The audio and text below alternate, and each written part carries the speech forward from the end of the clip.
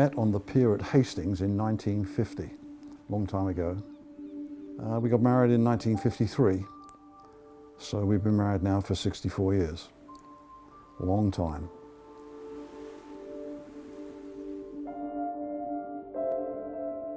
In 1944, we were 14 on an inner circle bus. I got sixpence for my fare and I dropped it and it went off up the bus, so I had to go and recover it.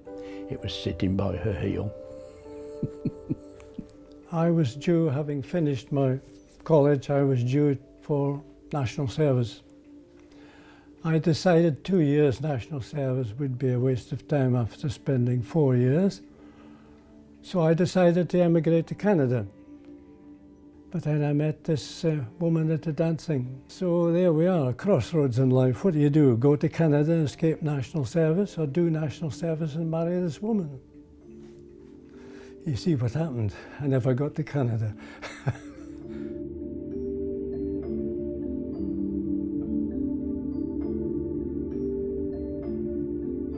My name is John Graham Saunders.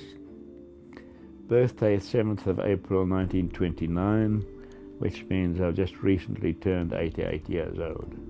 My name is Paul Mann. I'm 87. Jim Sanger, I'm 87. 86 years of age. 90 years. 87. 92. 86. I am 85 years old. No, sorry, 86, even I'm getting dementia.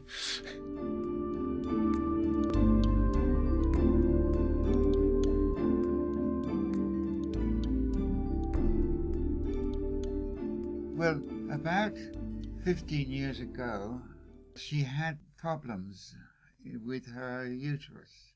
I was instructed by the ward sister on what I would have to do.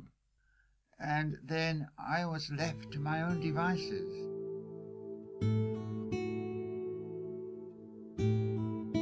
She actually was diagnosed with vascular dementia 5 years ago this September. In the beginning, it wasn't too bad. She had certain physical problems and slight mental problems. But then, of course, over the ensuing years, it's got worse. She's still in a care home. She's immobile, walks with difficulty, but she gets around.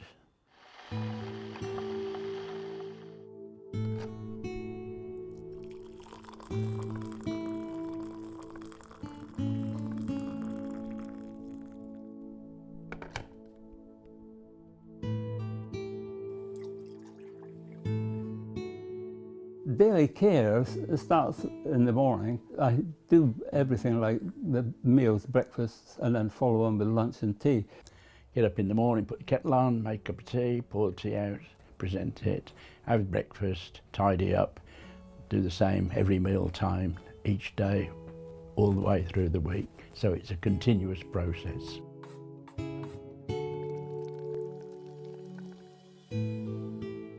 Well, all the time you're getting frustrated because the person you're caring for, they go through different stages and they get sort of not aggressive, but they just want to rebel in certain cases. Previously, I haven't had to go buying women's clothes or that sort of thing, and it's all a challenge. The most challenging thing.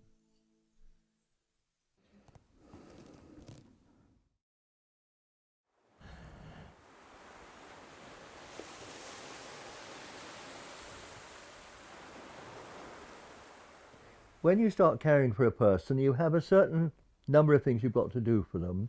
And then as time goes on, you do a little bit more and so on. And when you've been a carer for about 10 years, you really find yourself doing 3 or 4 times as much as you did before when you started, you see.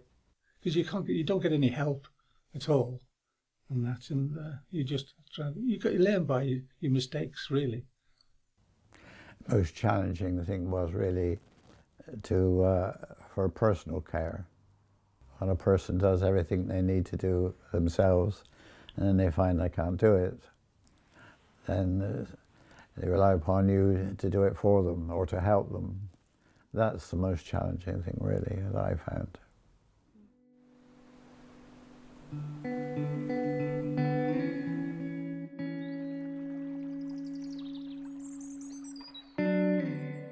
You're dealing with someone that doesn't talk, doesn't communicate, and stares, which is pretty hard to take, actually.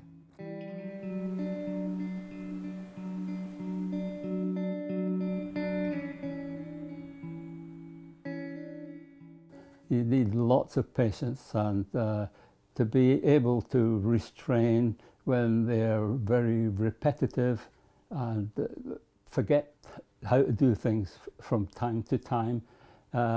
Just guide them through it and keep calm.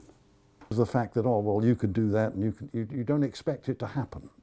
And to see her in that state, I mean, she's a highly intelligent woman, she was a school teacher, very politically aware and things like that.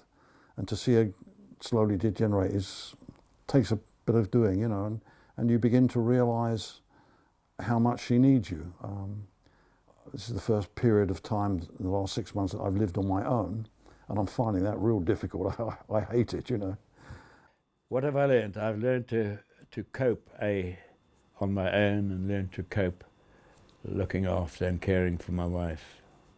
And that's about my existence nowadays.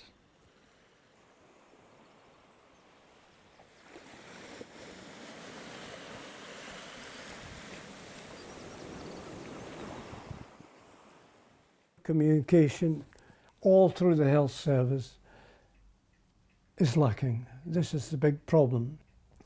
Now, I am deaf. Many people go to the surgery who are deaf but don't have aids or don't really use them very well, and they often say to me, I don't often hear what the doctor says. It seems to me it's amazing that people don't realise that communication is the first thing in life. You can't get on in life if you can't communicate. The caring system in the UK was an eye-opener to me, because I had not realised that there was so much help available. Well, I'd like to see somebody like, say, a nurse who basically would contact maybe once a month or something like that, where you could say, well, how do you do this and how do you do that, or what, you know what I mean? The doctors are not very forthcoming. They assume that since you've got A, children, and B, you are looking after someone, that you know instinctively what you should be doing. What carers need, certainly old folk is 85 and over, need to be able to get hold of one person and you can talk to. But I don't know who the hell to turn to.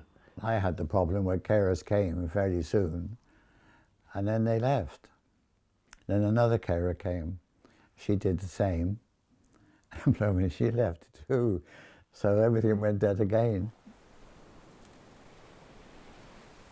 I don't like to see money, money, money, and you can't throw money at a hospital and do any good at all if you don't know where the weaknesses are.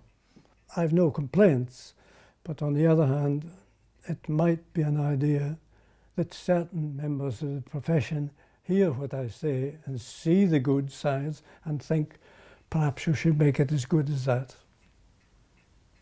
The agencies, some of the agencies are not very good.